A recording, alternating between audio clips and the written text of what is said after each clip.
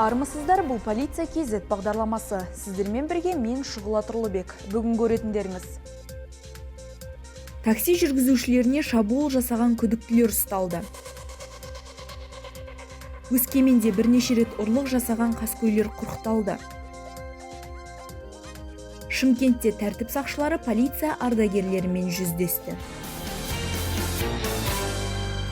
Қостанайлық полицейлер такси жүргізушісіне шабуыл жасаған қаскөйді 15 минут ішінде ұстаса, ал Жамбыл облысында қылмыскерлер 8 жылдан кейін қолға түскен.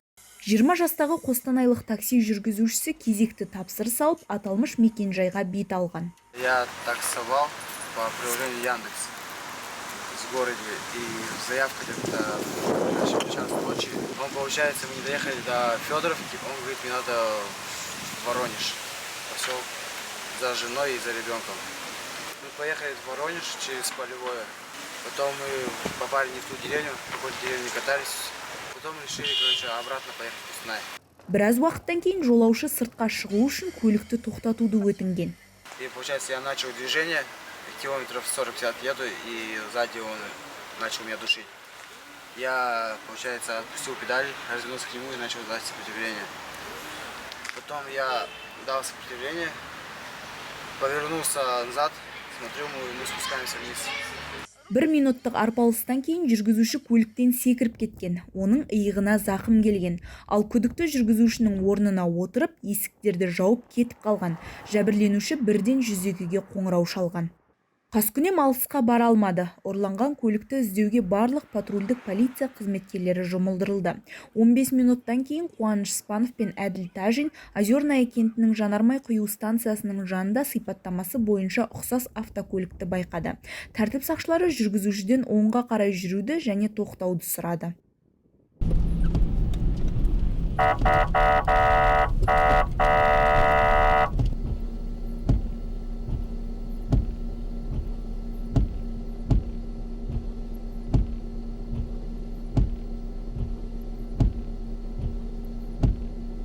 В районе поселка Озерный данная автомашина была задержана. После прохождения медосвидетельствования нами составлен протокол по части 608, часть 6, управление транспортным средством социального алкогольного опьянения, не имеющим права управления транспортное средство. Материал был передан в Кустанайский районный суд, и он вынес ему административный арест в виде 20 суток. Күдікті енді жасаған әрекеті үшін заң алдында жауап беретін болады. Оқиға 2013 жылдың 6 қарашасында орын алған. Рысқұлов аудандық полиция бөліміне Құлан ауылының 56 жастағы тұрғыны жүгінген. Екі белгісіз адам оған көлік ішінде шабуыл жасап, пышақтап, тонап кеткен. Осылайша күдіктілер оқиға орнынан іздерін суытқан. Қалай болды, айтпаңызшы?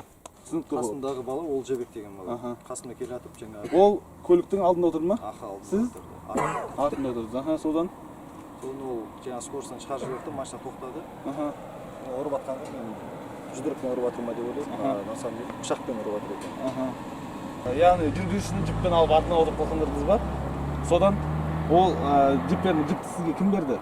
Өзіңізде болды ма? Олжабек болды ма? Олжабек берді ма? Ол қай жақтан берді жіпті сізге? Сол машинадан жақындап қалған кезіңіздер. Яғни қылмысты ұйымдастырған қасыңызда сыбайласыңыз Олжабек қой.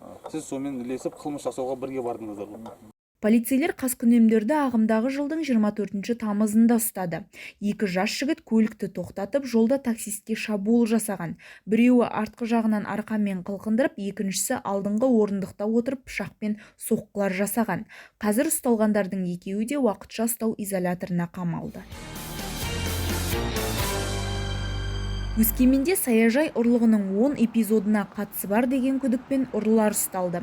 Күдіктілер қала тұрғындары болып шықты. Олар есіктер мен терезелерді сындырып, үйлерге кіріп, қара және түсті металдан жасалған заттарды ұрлаған. Я хочу дополнить, что с дачи самоцветов было еще вынесена ванна.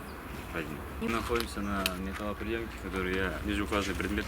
Сюда вот сдавал 3 ванны, 2 печки, ну и металлические предметы. Мы находимся на металлоприемнике, который я сдал сюда. Корыто, которое взял со двора за 200 тенге. Қазіргі уақытта барлық істер бойынша қажетті жедел тергеу шаралары жүргізілуде. Қылмыстық кодекстің 188 бабының 3 тармағы бойынша сотқа дейінгі тергеу амалдары басталды. Күдіктілер қамауға алынды. Ұрылар көзге түскен заттарды қолды еткен. Олардың қатысуымен саяжайда бірнеше ұрлық орын алғандығы белгілі болды.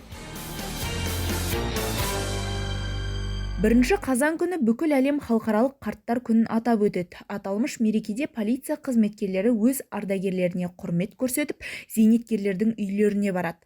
Биыл да шымкенттік тәртіп сақшылары дәстүрден жаңылмай қарттарды құттықтады.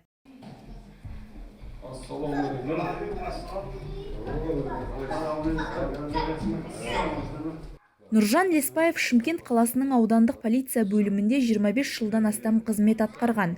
Учаскелік инспектордан бастап көлік құралдарын басқару қызметінің бастығы лауазымына дейін көтерілді. Бүгінде ардагер істің қалай жүріп жатқанын білу үшін полиция бөліміне келіп тұрады. Ішкі істер құрамына үлкен рахмет айтамын. Және құрам жігіттеріне жұмыстарда табыс тілеймін.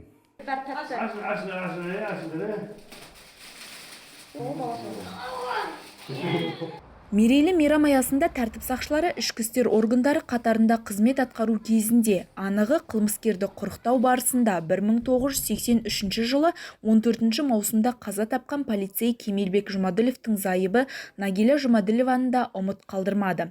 Полицейлер отбасыға құрмет көрсетіп, арнайы әкелген тарту таралғыларын ұсынды. Сәлемдеріңді айтып барамыз, рахмет дейміздер. Бізді жаңа құттықтап, әр мейрам сайын көңілдеріңізге көп рахмет. Мың рахмет айтыңыз бастықтарыңызға. Бұл кісілердің жаңағы батасын алып, Құдай қаласа мынау еліміз тыныш болсын, осы қарттарымыз аман болсын. Ол кісілердің жаңағы бізге көрсетіп жатқан полиция қызметкерлеріне де істеп жатқан жақсылықтарын ескеріп, департамент бастығының ұйымдастыруымен осындай шара өткізіп жатырмыз. Әрдайым біз қол ұшын беруге дайынбыз. Ассалаумағалейкум. Шымкенттік полицейлерді аудандағы ардагерлер кеңесінің төрағасы әрі биі Салыбек Құдияров та қуана қарсы алды. Құқық бұзушылықтың алдын алу бағытында түсіндірме жұмыстарына үнемі атсалысып, полицейлердің профилактикалық қызметіне қолдау көрсетіп жүрген қария өзінің елеулі еңбегін ескергені үшін разылығын білдірді. Тәртіп сақшыларына ағалық кеңесін айтып, ақ батасын берді. Президентimiz Қасым-Жомарт Кемелұлы Тоқаевтың кешегі бірінші сәрсен сентябрь күні жасаған үндеуінің барлығы Алла назарына алып, Құдай қаласа Қазақстанымыз көркейе берсін, еліміз мәңгілік болсын. Мынау сіздердің жұмыстарыңызға өте сәттілік тілеймін. Өте қиын жұмыс, өте абыройлы жұмыс. Әр уақытта сәттілік тілеп, абыройлы бола беріңіздер, шендеріңіз көтеріле берсін, халыққа қалтқысыз қызмет ете беріңіздер, денсаулықтарыңызды, еліміз тыныш болсын. Аумин.